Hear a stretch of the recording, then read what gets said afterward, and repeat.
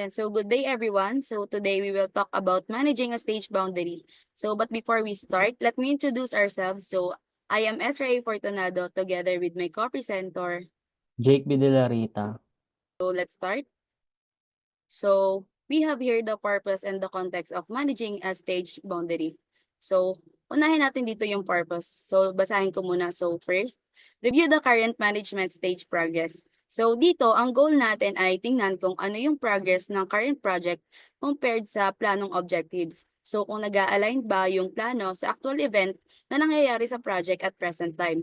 So dito natin ini-evaluate kung ano yung task na natapos na, alin pa ang ongoing at kung may mga delays or issues na nangyari throughout the process. So kasama rin dito ang pag-check kung ang budget ay within limits at kung ang resources ay nagamit ng tama.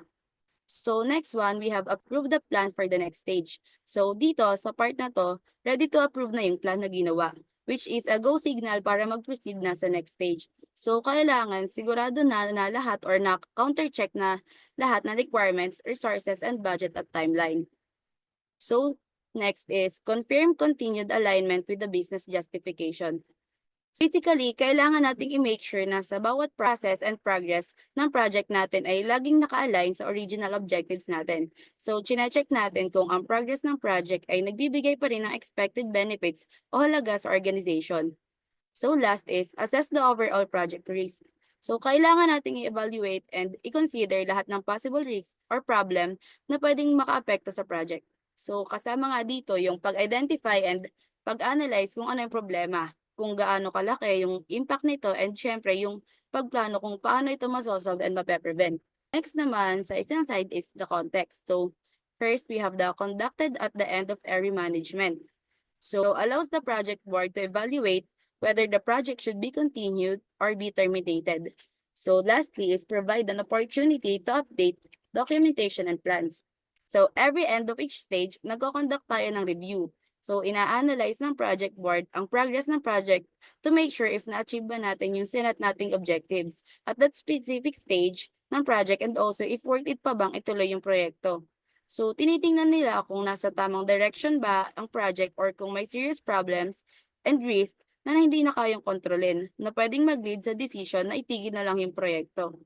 So, kasabay nito, ina-update rin ang mga documents tulad ng project plan, risk register, at business case. So, mahalaga yung process na to kasi dito natin makikita yung pagkukulang at pagkakamali natin sa nakaraang stage ng project. So, para sa susunod na stage, alam na natin ano yung gagawin or ano yung approach na dapat natin gawin just in case na may maulit sa mga problema na na-encounter natin before.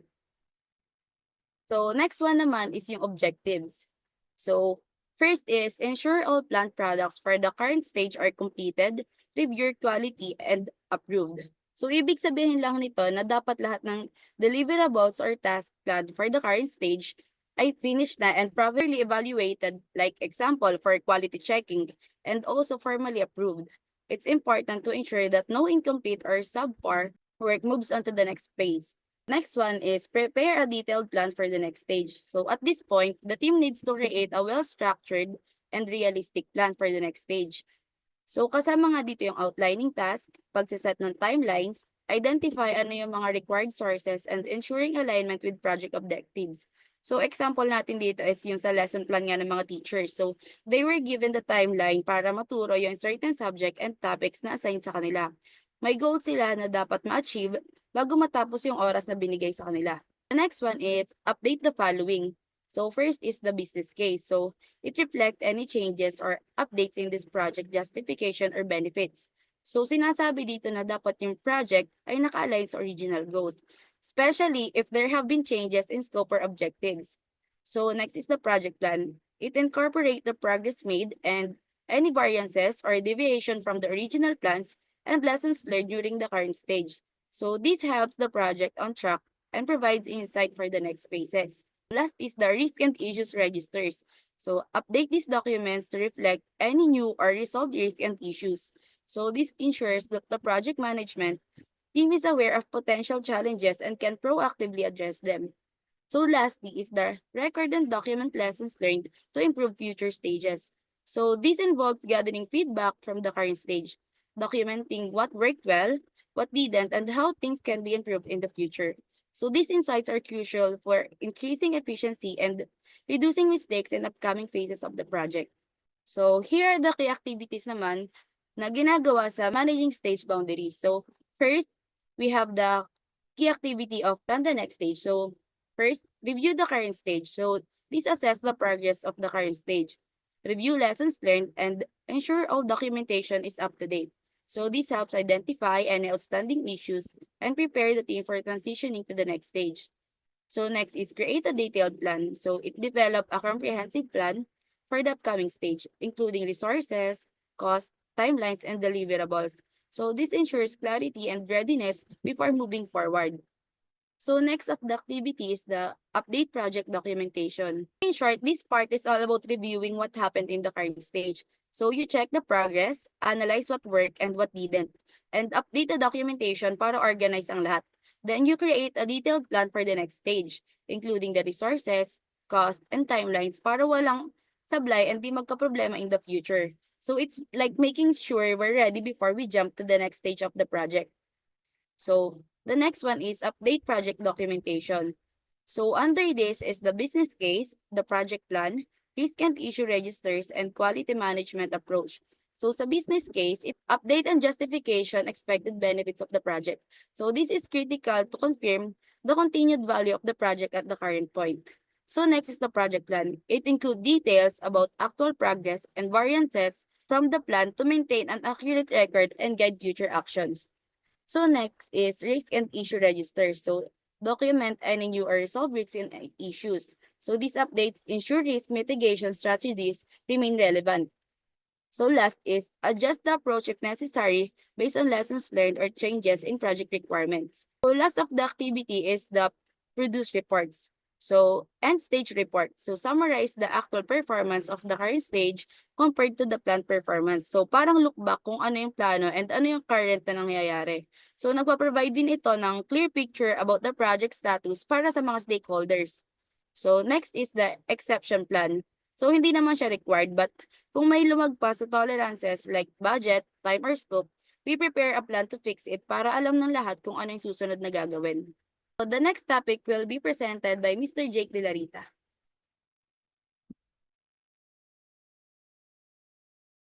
So thank you for the detailed explanation, Ms. Ezra. So in every stage of a project, specific deliverables are crucial to ensure progress and maintain control. These deliverables serve as checkpoints to confirm that the project is aligned with its objectives before moving to the next phase. Let's look at the key outputs of managing stage boundary. So the first one, approved plan. This is a detailed plan for the next phase of the project, which must be approved by the project board before proceeding. It ensures that everyone is aligned on what needs to be done next. So, for example, before starting the construction of a building's second floor, the project manager presents a plan for the phase including tasks, resources, and a timeline to board for approval.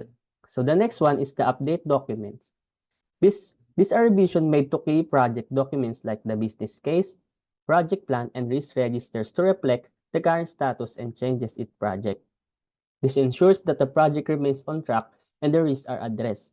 So, for example, if a software project experiences delays, the project plan is updated to show new deadlines, and the risk register is adjusted to account for any new issues like developer shortages.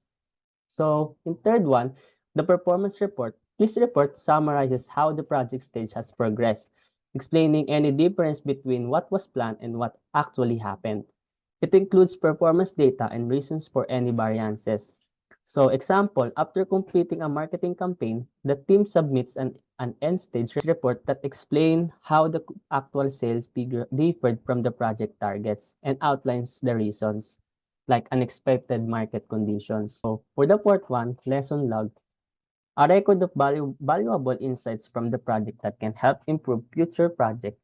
It includes what worked well, what could be done better next time, enabling the team to avoid past mistakes. So for example, after the product launch, the team realizes that clearer communication with suppliers would have avoided late shipments. They record this lesson to improve their next product launch. Lastly, the exception plan, if required, if a project stage exceeds its limit, In terms of time, cost, quality, an exception plan is created to get project back on track. It outlines action needed to handle the situation and prevent further issues. Example, if the project budget is exceeded due to unforeseen costs, an exception plan or revised plan is submitted to the project board with suggestions like reducing scope or securing additional funding. Adjustment for the stage boundary process. Every project is unique and is the approach to managing its stages. Tailoring the stage boundary process ensures that it fits the project's specific needs while still adhering the core principles. Here, we'll explore how adjustment can be made based on project complexity, organizational policies, risks, and stakeholder needs. So in the first one, the project complexity. For smaller, less complex projects, the stage boundary process may need fewer details, simpler reporting. This ensures efficiency and saves time while still maintaining project control. Example, for a small office renovation, a simple checklist with basic tasks and deadlines might suffice, whereas a complex IT system overhaul requires a more detailed plan with strict monitoring. Organizational policies. Tailoring the process to fit the organization's established standards ensure consistency and alignment with internal practices. It includes how often update and reviews should be made and how detailed need to be. So, for example, some companies may require detailed monthly reports, while others may only request high-level updates every quarter. The tailoring adjusts the process accordingly. So for the third one, the risk management, project with higher risk needs more emphasis on identifying and managing risk throughout the project. So tailoring ensures that the risk management practices are scaled appropriately to the level of uncertainty involved. So for example, a construction project in a new untested location may require more frequent risk assessment compared to a routine office renovation project, which has a fewer uncertainties. And lastly, the stakeholder needs, the level of detail in reports and the frequency of updates should be adjusted to match the stakeholder needs. So with the help of tailoring, it ensures that all stakeholders receive the information they require in the format they prefer. So for better understanding, let's give an example. So a CEO may only need a high-level overview of the project progress, while the project manager requires detailed reports to track day-to-day activities and resolve any issues quickly. So that's all, and the wraps up of our presentation. Once again, I'm Jake. Alongside with Ezra, we truly appreciate you taking the time to tune in to our discussion on managing boundaries. We hope it was enlightening as it was boundary pushing. Thank you for your attention. Have a great day.